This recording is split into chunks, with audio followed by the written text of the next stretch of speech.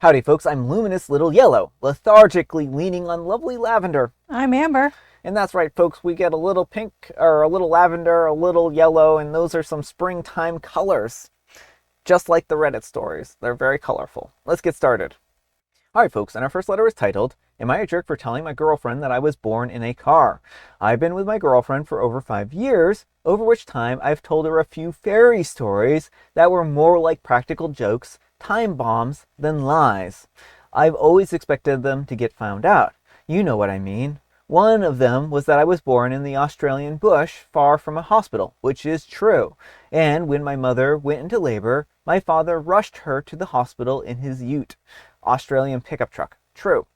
But didn't make it on time. False. And had to deliver me himself in the back of the tray of the ute. False. Being a bushy, he's delivered plenty of calves, lambs, and foals, so it wasn't a big deal. I thought that it was just a bit funny, and I expected one day for it to be caught. Anyways, at my parents' place last weekend, my girlfriend brought it up to my father, just in passing. My mother laughed, stopped her, and got her to recite the whole story as I told it. Instead of everyone laughing at the hoax, they all are mad at me and don't understand what would motivate me to make up such a story. Now my girlfriend won't speak to me. She says that she can't trust me and that it's over. The thing is this, it's just one of several pranks that I've told her. There are more ticking away. Am I the jerk for pranking her, or does she not have a sense of humor? Alright folks, what do you think? Yes, OP, you're a jerk. What was the point of this? To make her look silly when the truth is revealed? Yeah. Like, you're trying to like make her look bad for trusting you. That's not a good way to build a relationship. Like, I know you think these lies are funny, but like when you're trying to do something to make your partner the butt end of the joke, that's not a cool thing to do. And I think you should reflect on why you think you need to lie to people and humiliate them to get your fun. So, I understand where OP is coming from here. Yes. Sometimes I'll say something that might be absurd or untrue. So much to the point where you can usually identify the absurdity and that it's not true. And Sometimes. sometimes, right? And in the cases where it is not easily identifiable, I immediately be like, "No, I'm just kidding. That's not true," right? Yeah, well, that's the thing is that Brian has convinced me of some very strange things because I am a very trusting person. So if you tell me something, there's like a good chance that I will just accept it because I don't assume that everyone's out there to lie to me. Yeah. Um, And mind you, these are usually very absurd things that I don't expect her to believe me on. but he says them so convincingly, and like he has all this weird knowledge he knows that like that's what makes it really hard because he'll tell me was one thing that's true and it's so weird. I'm like, how? No, that can't be. But no, of course it's true. Yeah, yeah. So, but he will reveal to me when he's not telling the truth Yeah, pretty quickly. yeah. So, I mean, I understand him having a little bit of fun here and there and, teasing people. But the thing is, like, if you do that, then everyone has to enjoy that kind of thing and everyone has to be in on it. And you can't be making someone into the butt end of a joke. And he is making her into the butt end of the joke by Right. making her be the one who's looking dumb when she reveals this information, Well, right? that's the thing. Like when you tell me these things, it's kind of one on one. You don't like expect me to go to a family gathering and be like, oh, Yeah, regurgitate the fake facts where yeah, everyone now is like, no, that's just complete nonsense. Why would you say that, right? yeah. That would be embarrassing and rude, right? And this is what he's done to her. He's put her into an embarrassing and rude position. And what kind of concerns me is he's like, I have more of these time bombs just ticking away, waiting for her to discover them. Like, what do you mean by that? He's lied to her a lot, and she trusted him because you should be able to trust your partner. And yeah, he's just waiting for these truths to be revealed and for her to look silly again in front of his family or his friends or whomever. So I think that OP should go into counseling. Hmm. I think they should talk to a counselor and see if they have something like obsessive compulsive lying, like a disorder like that, and see if they, can work on this with somebody if they feel like they are compelled to tell things that aren't true, I mean, I right? don't even necessarily think it's that. It just seems like he really enjoys OP, because the way he frames this whole thing, it seems like he does this particularly to humiliate other people. Yeah. And so, I mean, there could be a compulsive element to it. I'm not ruling that out, but it does seem like the way he frames it as like time bombs, it seems like he's waiting for the truth to come out and everything. And so I would say, yeah, definitely do some counseling and work on why you have to humiliate other people to have fun. Yeah. Because how would you feel if you were in her shoes? Exactly. But let me know what you folks think. So anyhow, take care and good luck. And Summit Junkie 7 says, fairy stories equal lies, pranks equal lies, practical joke, time bombs equal lies. Your girlfriend found out that you're a liar. If she stuck around any longer, then she would find out that you are a habitual liar. Like many, possible most women, she is unwilling to be in a relationship with someone that she can't trust. Lies about random stuff for no discernible reason can erode the trust even more. It makes every single thing that you say completely untrustworthy. How could you build a relationship with someone like that? You're the jerk. This is an extremely predictable result of your decisions. You might want to do some serious self-reflection, perhaps with the guidance of a therapist if you can, to understand why you feel compelled to lie before you start another relationship. And Nefarious Plant replies, lies about random stuff for no reason are almost worse than big lies about horrible behavior, because they make the person being lied to feel crazy. You would have no reason to suspect that it's a lie, because why would anyone lie about that? And then once you discover a few of them, you start to question literally everything the person says.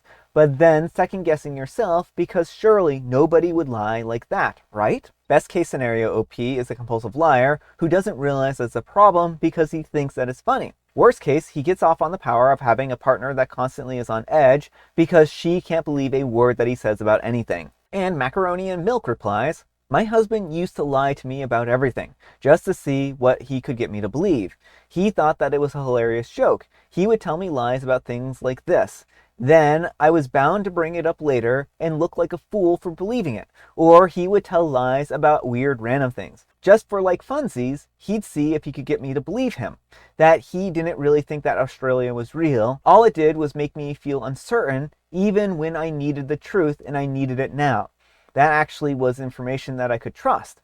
I doubted literally everything that he said, which just upset him because he's like, I'm your husband, you should trust me. Yes, I should.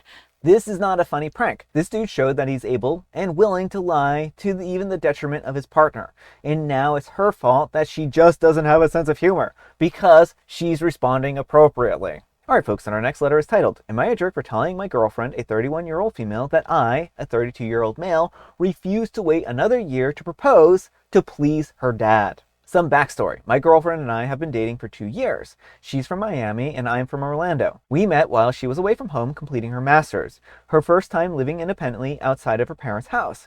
She has several traumatic experiences throughout her childhood and adult life that include sexual assault, child abuse, and manipulation, and over-controlling parents. I asked her to go to therapy and she agreed and searched for a therapist. She had one session a year ago and hasn't attempted to go again. I've talked to her multiple times about the need for therapy, not only so that she has a professional to help her unpack and have an unbiased opinion from someone else about her toxic parents. My girlfriend told me that she valued having her dad's approval of the person that she chose to marry. Well, yesterday I drove to her hometown to ask her dad for his blessing to get married. He told me no because he doesn't know me well enough, doesn't believe any man will be good enough for his daughter, and wants to see how persistent I am so we can have this discussion in 12 months from now. He had my number and never reached out. I've tried setting up times for them to come to Orlando, and they've always been busy. I've tried baking them cakes, sent Christmas and birthday gifts, invited him and his wife to my home, gone to church with them and multiple family events, as well as told him and his wife that I intend to marry their daughter the day my girlfriend introduced them to me. My girlfriend and I weren't happy with this, and I told her that I refused to wait another year for a chance to ask for a blessing, because he could say no again. He told her sister's husband no 3 times. It's cruel and controlling, and it will get worse. Giving in to yet another demand, I reminded her that she told me that she would always choose herself and her happiness with me. She says that I put her in an impossible situation between losing me or losing her family if I don't wait. She told me that she was scared and had no one to talk to because she couldn't talk to me. So I asked her to talk to another family member or friends, and she said that she couldn't because her family hates her immediate family. Her two older sisters fell out with her parents years ago and will have a bias against them. And her best friend just lost her dad. Her constant need to please her family makes me feel foolish for falling in love. I feel like I'll always come second, and I'm worried that we'll never have a life of our own. Am I wrong to say that I am not willing and that she needs to figure out her priorities? All right, folks, what do you think? No, not the jerk. I mean, I think it's very clear that she needs individual therapy, and you probably also need couples therapy if you want this relationship to work. Because as it stands, things are untenable. Her parents very clearly enjoy this power dynamic, like the way her dad forced the sister's husband to like ask for, like, turned him down 3 times before finally giving her hand. Like, and be like, oh yeah, come back in a year. This is controlling, manipulative behavior. He just loves the power dynamic and having this thing to hold over everyone's head, and you don't want to give into that dynamic. You're absolutely right about that. Yeah, I'm a little afraid of feeding into that power dynamic, and it sounds like there's a reason why the two older sisters have gone no contact. Mm-hmm. And I think that OP's partner has a lot of trauma to unpack. Mm-hmm. In that respect, it may not be even time for them to get married. Yeah, certainly. Right? Maybe having another year would be a blessing anyways. Mm-hmm. I'm not saying that they should do it at the request of her father, but I think that she needs to go into therapy and start actually, working on through some of these things because Right. it sounds like she has a lot of stuff going on. It does. And, OP is already feeling like he always comes second to her family. Yeah. And she needs to get to a point where she can put OP first. And Yeah. if she's not at that place, then it's best not to get married. Yeah, and this is a challenging situation. I think that neither he nor her are really in the wrong in the situation. Right. I think that the one person who is in the wrong is the dad here, right? Yeah. And like you said, I think that he just gets off on having power over people. Right. But I don't think she's in a place where she can be the partner that OP needs right now. Yeah. And I understand she's gone through a lot of rough things, and it's certainly not easy. I mean, even when your family is very horrible to you, you can still love them and care deeply about them and long for their approval. Yeah. And so, and that's the kind of thing that it's really hard to get over, and it's usually best worked through with professional help, because like you can't just talk yourself out of it and be like, oh yeah, no, my parents are terrible, because like the love is still there, the desire for their approval, it's still there. Yeah. And plus, like, she's going through a master's program right now, too, right? Maybe it's not the best time to plan a wedding. I mean, that's going to be a really stressful event to plan a wedding around her master's and the defense of that and whatnot. I think that maybe they might be biting off a little more than they can chew at the moment with between like the mental health struggles, between, the master's degree, between the family issues. I think that this is just something that they might be rushing into, and they need some time to like actually, get, work together as a team and everything like that, right? But let me know what you folks think. So anyhow, take care and good luck. And primary base 9178 says, the whole asking for a father's permission needs to end. Women are not possessions for one man to give to another. And OP replies, thank you. I literally did it for her. It's a ridiculous practice to boost the father's ego and reduce her down to property, which she isn't. She's my best friend and loving partner. She's promised me that she would take care of herself and put us first. She lied, and I won't stand for being second to her family any longer. Alright folks, and our next letter is titled, My Husband is Furious. I'm a 27-year-old, and I have an identical twin sister. My sister and I spend the majority of our time together. We even have homes right across from each other in the same neighborhood. I'm going to be getting married in June. My soon-to-be husband and her boyfriend are best friends. We all spend a lot of time together. My sister can be a little flirty with my fiance after a few drinks. It's never really bothered me because I think that it's harmless. Well, he's paranoid that somehow she's going to trick him into thinking that she's me, and he'll not realize it until it's too late, if you know what I mean. Now he wants me to get a tattoo of his name somewhere on my body where she can't see it. That way he'll know that it's me. I absolutely refuse. I have nothing against tattoos, but they're just not for me. I truly don't think that my sister would do that anyways. Now he's mad and refusing to hang out with my sister, which means that I'll never see him because my sister and I are always together. Am I a jerk? All right, folks, what do you think? I'm gonna go with everyone's a bit in the wrong here. He's in the wrong for suggesting a tattoo. That is a deeply personal decision, and like trying to force Obi to get a tattoo of his name specifically feels like a very questionable way of dealing with his concerns. But I also don't think OP is taking the situation seriously enough. Her sister is making her partner feel uncomfortable, and that should be reason enough to have a sit down with the sister and talk to her about her behavior. You should not have to feel concerned in the presence of your partner's siblings. Yeah, I mean, I do think that OP needs to take this a little more seriously and actually talk to their sister and say, hey, you're making my boyfriend a little uncomfortable when you flirt with him. Can you kind of tune it back a little bit, right? And that way he can feel a little bit more comfortable with that and at least not feel like he's being, being sexually harassed, right? Mm-hmm. Because sexual harassment is still sexual harassment. It doesn't Yeah. matter who's doing it. Mm-hmm. If he feels sexually harassed by her advances or her flirtatious behavior, then he shouldn't be subjected to that. Yeah, right? exactly. And so I think that OP should be taking this more seriously, but I think his demands here are pretty unreasonable. Bodily autonomy is an important thing here, and I think that she should be able to choose whether or not to get a tattoo. Yeah, so I mean, and this may not be the right relationship for OP. If they're at this impasse, I don't know how long they've been together, but it might be worth evaluating because it sounds like I don't like she's choosing her sister over him already. Like, oh well, I can never see him because I'm always with my sister. Maybe it's time for you and your sister to gain a little bit of independence. Like, I understand you have a close bond, and that's great, but you should also be able to do things solo, Mhm. and that shouldn't stop you from going out and seeing people. Yeah, um, it's a little bit of a odd situation, and I wonder what the other friend has to his view is on it, like the best friend of the boyfriends, because he might actually have some insight about it too. Mm-hmm. Because if he's feeling uncomfortable about the amount that his partner is flirting with other people, Mm-hmm. then that might be something to bring up as well, and give her even more ammunition to say, this my boyfriend's not the only person. I've noticed it. Your boyfriend's noticed it.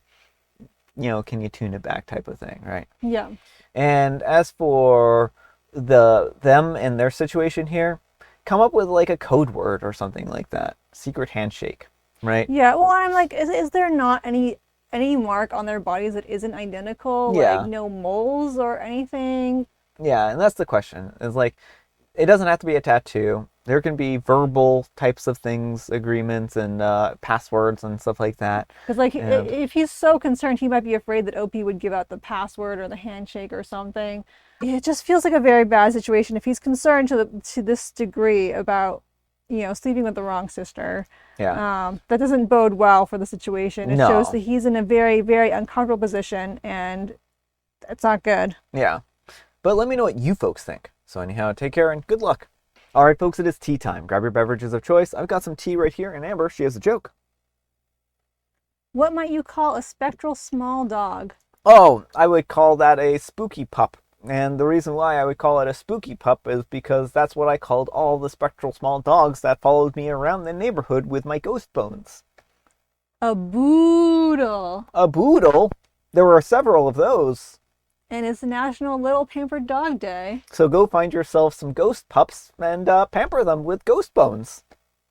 And I have licorice spice. Alright, folks, that's all the time we have for today. Thank you so much for watching. Happy special Sunday, folks. I hope your Sunday is off to a special start, and you know what makes it special? You do, and Amber does too. And Brian does too. Amber, we need some kind of moral advice and or guidance, and please have it on being a good partner or a bad partner. To be a good partner, it's important that you take your partner's concerns seriously. Yes, yes. Thanks so much for watching, and we'll see you all tomorrow. Bye.